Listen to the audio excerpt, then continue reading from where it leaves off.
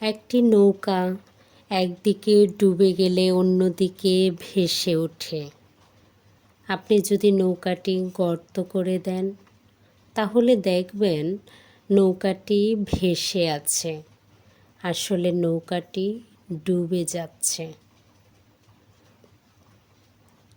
মানুষ নিজের ব্যাপারে সবচেয়ে কম জানে, কারণ চোখ নিজেকে দেখে না, কান নিজেকে শোনে না।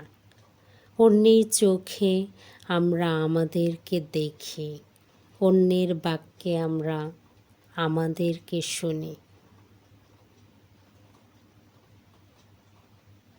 আমরা কেবল চাঁদের হাসিটা দেখি, চাঁদের দুঃখ দেখার সুযোগ আমাদের নেই। চাঁদ তার দুঃখ সময় আড়ালে চলে যায়, মানুষের চোখের সীমানা থেকে দূরে, বহু দূরে চলে যায়।